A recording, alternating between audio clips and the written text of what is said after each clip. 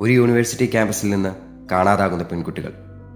ഒറ്റയ്ക്ക് നടക്കുന്ന സ്ത്രീകൾക്ക് പിന്നിൽ നിന്ന് കേൾക്കാം ഒരു മൃദുവായ ശബ്ദം. എന്നെ ഒന്ന് സഹായിക്കുമോ എന്ന് ചോദിക്കുന്ന ഒരു മനോഹരമായ മുഖം. പക്ഷേ അതിനു പിന്നിൽ ഒളിഞ്ഞിരിക്കുന്നത് ഒരു ക്രൂരനായ രാക്ഷസനാണ്. അമേരിക്ക ഇന്നോളം കണ്ടിട്ടുള്ള ഏറ്റവും ക്രൂരനായ സൈക്കോ കില്ലറുടെ കഥ, ടെഡ് ബണ്ടിയുടെ കഥ.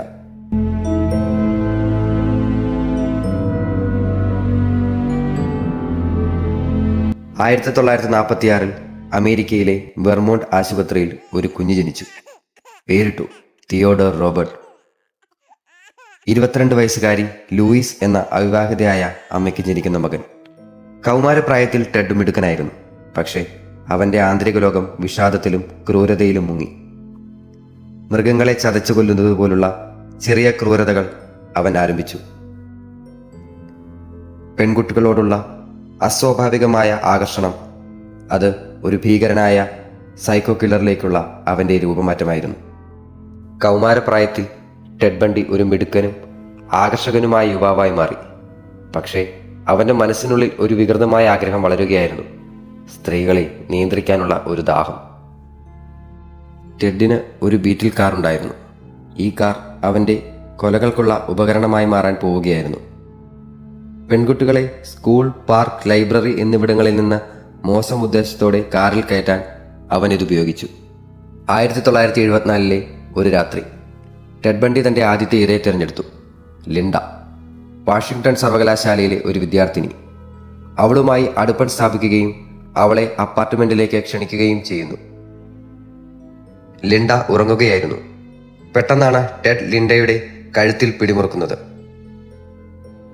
അവളുടെ മരണം ഉറപ്പിച്ച ശേഷം ടെഡ് അവളുടെ ശരീരം ഒരു ബാഗിൽ വെച്ച് മൂടി തൻ്റെ കാറിൽ കയറ്റി ഒരു ദൂരെയുള്ള വനത്തിൽ ഉപേക്ഷിക്കുന്നു. അങ്ങനെ ടെഡ് ബണ്ടി ഒരു കൊലപാതകിയായി മാറി. പക്ഷേ ഇത് വെറും തുടക്കം മാത്രമായിരുന്നു. അതിനുശേഷം നിരവധി പെൺകുട്ടികളെ അതിക്രൂരമായി ബലാത്സംഗം ചെയ്ത് കൊലപ്പെടുത്തി അവൻ അവൻ്റെ സന്തോഷം കണ്ടെത്തുന്നു. വാഷിംഗ്ടൺ സിറ്റിയിൽ നിന്നും മാത്രം 5 പെൺകുട്ടികളെ അടുത്തടുത്ത ദിവസങ്ങളിലായി കാണാതാവുന്നു. അതും 18-നും 25-നും ഇടയിൽ പ്രായമുള്ളവർ. ഒരു തുമ്പും പോലീസിന് കിട്ടിയിരുന്നില്ല. 1975 ഒരു ജൂലൈ മാസത്തിൽ യൂട്ടായിലെ ഒരു സ്കൗട്ട് ക്യാമ്പിൽ 12 വയസ്സുള്ള ഡെന്നീസ് എന്ന കുട്ടി അപ്രത്യക്ഷയാവുന്നു. കുട്ടികൾ ക്യാമ്പ് പ്രവർത്തനങ്ങളിൽ തിരക്കിലായിരുന്നു.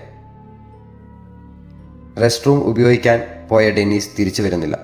കൂട്ടുകാർ അന്വേഷിച്ചുവെങ്കിലും കണ്ടെത്താനായില്ല. പോലീസ് സ്ഥലത്തെത്തി തിരച്ചിൽ നടത്തി. എന്നാൽ യാതൊരുവിധ തുമ്പും കണ്ടെത്താനായില്ല. പോലീസ് പ്രസ് കോൺഫറൻസ് വിളിക്കുകയും വിവരം ലഭിക്കുന്നവർ പോലീസിനെ അറിയിക്കുകയും വേണമെന്ന് പബ്ലിക്കിന് ഇൻഫർമേഷൻ കൊടുക്കുന്നു. അപ്പോൾ മുതൽ നിരവധി ഫോൺ കോളുകൾ സ്റ്റേഷനിലേക്ക് വന്നുകൊണ്ടിരുന്നു. അതിലെ ഒരു ഫോൺ കോൾ അവരുടെ ശ്രദ്ധ ആകർഷിക്കുന്നു. കയ്യിൽ പ്ലാസ്റ്റർ ഇട്ട ഒരു വ്യക്തി ഡെന്നീസിനോട് സംസാരിക്കുന്നത് ദൂരെ നിന്ന് കണ്ടതായി അയാൾ അറിയിക്കുന്നു. കൂടാതെ മറ്റൊരു വ്യക്തി ഇവരുടെ സംഭാഷണം അടുത്തുനിന്ന് കേൾക്കുകയും സംഭാഷണത്തിനിടയ്ക്ക് അയാൾ അവളോട് ടെഡ് എന്ന പേര് പറയുകയും ചെയ്യുന്നതായി പോലീസിനെ അറിയിക്കുന്നു. വർഷം 1974. വാഷിംഗ്ടൺ യൂണിവേഴ്സിറ്റിയുടെ ക്യാമ്പസിലെ ലൈബ്രറിയിൽ നിന്നും ഒരു പെൺകുട്ടിയെ കാണാതാവുന്നു. സാരമായി ഭയപ്പെട്ടതും ആളുകൾ ശ്രദ്ധിച്ചതുമായ സംഭവം ഇതായിരുന്നു. പെൺകുട്ടി അവസാനമായി കാണപ്പെട്ട സ്ഥലം ലൈബ്രറി. സാക്ഷികൾ പറയുന്നത് ഇങ്ങനെയാണ്: ഒരാൾ ബുക്ക് കയ്യിൽ പിടിച്ച് പെൺകുട്ടിയോട് കാറിന് സമീപം നിന്ന് സഹായം ചോദിച്ചു.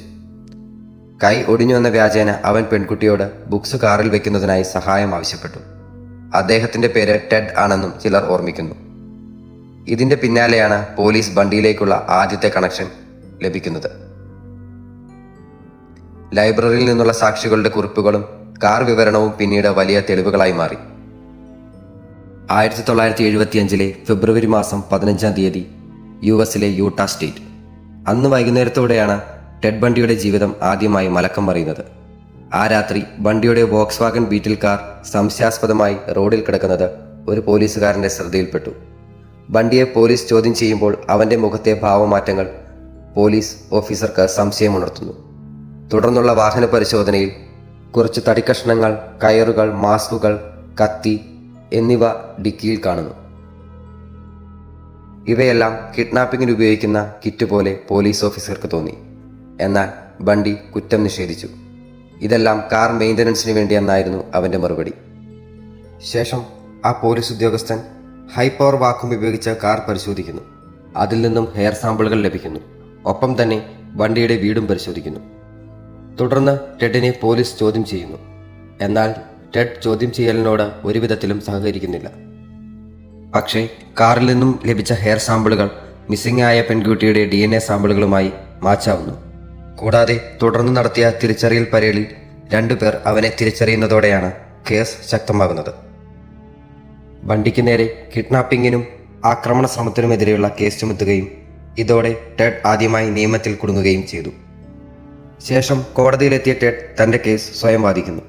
തുടർന്നുള്ള വിചാരണയിൽ കോടതി ടെഡിനെ 45 വർഷത്തേക്ക് ശിക്ഷിക്കുന്നു. ജയിലിലെത്തിയ ടെഡ് രക്ഷപ്പെടാവുന്നതിനുള്ള മാർഗങ്ങൾ അന്വേഷിക്കുന്നു. ഒരു ദിവസം പ്രിസൺ ലൈബ്രറിയിൽ ബുക്കുകൾ വായിക്കാൻ എന്ന വ്യാജേന ടെഡ് എത്തുകയും 1-ാം നിലയിലെ ജനാല വഴി ടെഡ് അതിസാഹസികമായി കടന്നു കളയുകയും ചെയ്യുന്നു. ഉടൻ തന്നെ പോലീസ് ടെഡിനു വേണ്ടി അന്വേഷിച്ചിറങ്ങുന്നു. പിന്നീട് മോഷ്ടിക്കപ്പെട്ട ഒരു കാറുമായി ടെഡ് വീണ്ടും പിടിക്കപ്പെടുന്നു. 1977 ഡിസംബർ 30 ജയിൽ ഗാർഡുകൾ ആഘോഷങ്ങളിൽ തിരക്കിലായ സമയത്ത് ബണ്ടി തൻ്റെ സെല്ലിൻ്റെ മുകൾ ഭാഗം കുത്തിത്തുറന്ന് വെന്റിലേഷൻ വഴി കയറി പുറത്തെത്തുകയായിരുന്നു. പോലീസിന്റെ ശ്രദ്ധ മറയ്ക്കാനായി തുണികൾ കൊണ്ട് ഡമ്മി ഉണ്ടാക്കി വെച്ചാണ് ബണ്ടി ജയിൽ ചാടുന്നത്.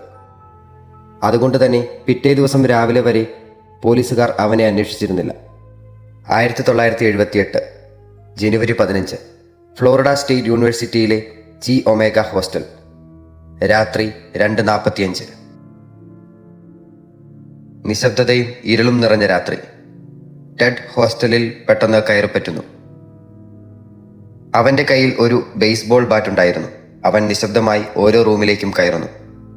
ശേഷം അവിടെയുള്ള 5 പെൺകുട്ടികളെ ബലാത്സംഗം ചെയ്ത് തലയ്ക്ക് അടിച്ചു കൊല്ലുന്നു. ലൈംഗിക അതിക്രമത്തിനിടയിൽ ഒരു പെൺകുട്ടിയുടെ പുറകുവശത്ത് ടെഡ് കടിക്കുന്നു. ഇത് പിന്നീട് ടെഡിനെതിരെയുള്ള നിർണായക തെളിവുകളായി മാറുന്നു. ഈ വാർത്ത പുറത്തു വരുന്നതോടെ പോലീസ് വീണ്ടും കുഴങ്ങുന്നു. ചി ഒമേഗ ഹോസ്റ്റലിൽ ടെഡ് ബണ്ടി നടത്തിയ ക്രൂരതകൾക്ക് പിന്നാലെ പോലീസ് നാടൊട്ടാകെ അന്വേഷണം ശക്തമാക്കി മുന്നറിയിപ്പ് നൽകി.